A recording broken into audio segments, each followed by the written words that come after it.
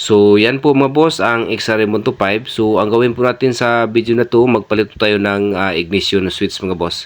So, napaka-basic lang po ito mga boss sa magpalit po ng susian o ignition switch. So, ang video nito mga boss ay para lang po ito sa mga baguhan pa, lalong-lalo na po sa mahilig sa ganitong trabaho or mahilig mag-DIY sa kaniyang sariling motor, okay? At para po sa nakakaalam na nito, pagbigyan mo natin ang mga baguhan pa, lalo na po sa mahilig mag-DIY, okay? So ito mga boss, tingnan nyo, ito po ang problema ni boss na kailangan po pa ipabalik-balik on and off para mataming umaon itong susian.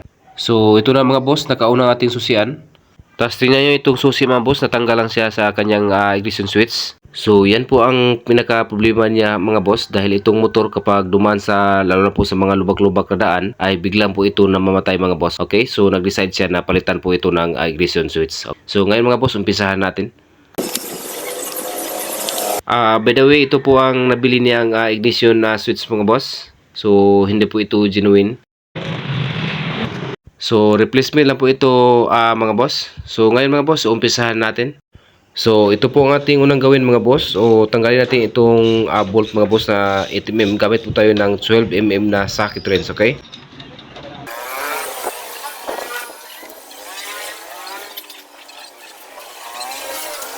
So next natin mga boss, itong center nut o steering nut mga boss. So ito luwagan lang natin to dahil mamaya natin to tanggalin. Okay? Gamit po ang ating adjustable.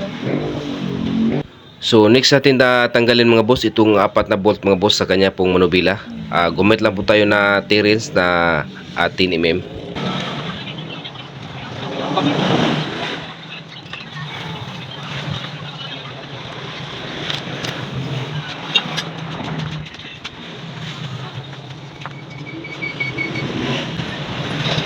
So next natin tanggalin mga boss itong center nut. So ito po ang nilawagan natin kanina. So kailangan talaga ito tanggalin itong center nut mga boss para matanggal natin ang kanya pong butterfly. At sa pagtanggal naman itong butterfly mga boss, pupukin lang nyo kunti ito mga boss. I-balance lang niyo pag pukpok para matanggal lang ito mga boss.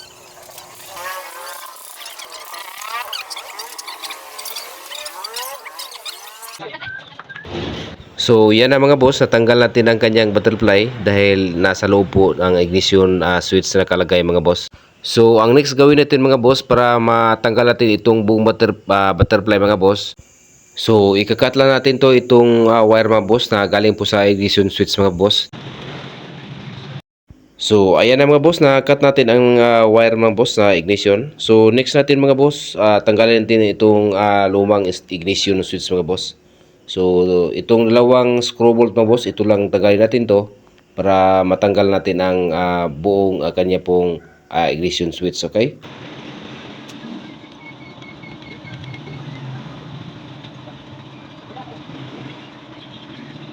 So ito na mga boss, na tanggal natin ang kanya pong ignition switch. Ito po ang ating palitan mga boss, okay?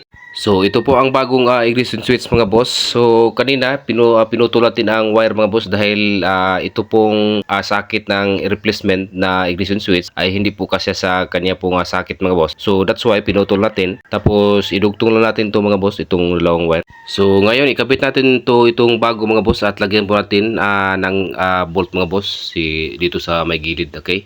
The same pa rin mga boss kung paano natin tinanggal kanina sa pagpalit ng bago. The same pa rin sa pagkabit ng bolt mga boss, okay?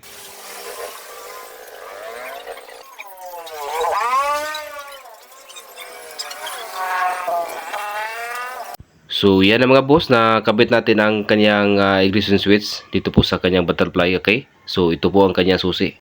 So ngayon mga boss, ibalik natin itong butterfly mga boss. So itong dalawang wire mga boss o itong wire sa kanya pong ignition, mamaya natin ito idugtong mga boss, okay?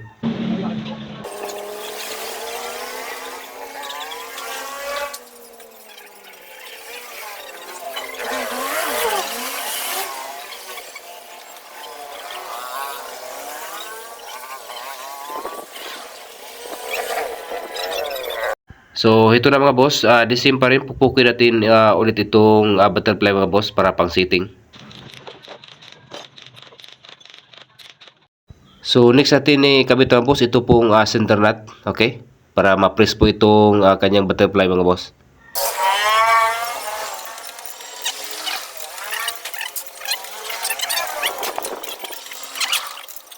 So next natin ikabit mga boss, ibalik natin to itong manubila. The same pa rin kung paano natin tinanggal kayo. The same pa rin sa pag-assemble. Ibalik natin tong 4 na bolt mga boss.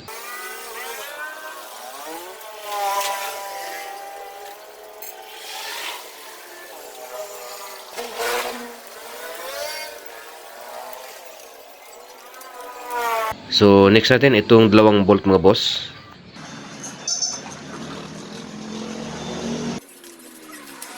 So next natin mga boss, itong cowl tanggalin natin to mga boss dahil yung wire ng ignition switch na pinutol natin kanina. So ito na mga boss, itong 2 wire na may sakit mga boss. Ito pong wire mga boss, galing po ito sa ignition switch mga boss, sa yung bago.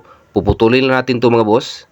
Then yung 2 wire na pinutol natin kanina, yung lumang ignition switch, dito natin idugtong, okay? Sa pagdugtong po nito mga boss, wala pong problema. Dahil 2 wire lang po ito, wala pong problema sa kahit magkabaliktar mga boss.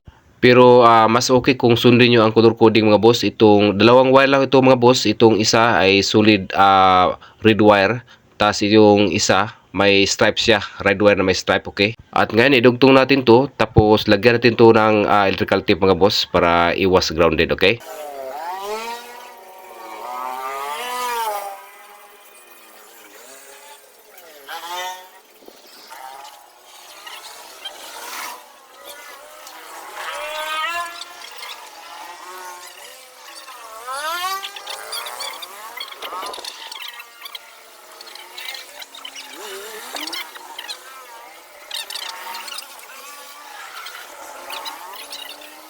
So, ayan na mga boss, na tapos natin nalagyan ng electrical tape at ngayon i-assemble natin to mga boss.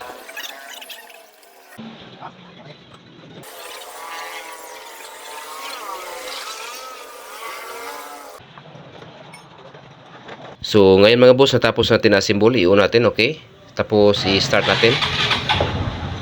So, yun mga boss, at yan lang po ating kabuang video mga boss at maraming salamat sa inyong panood at God bless. Ingat po sa pag-DIY.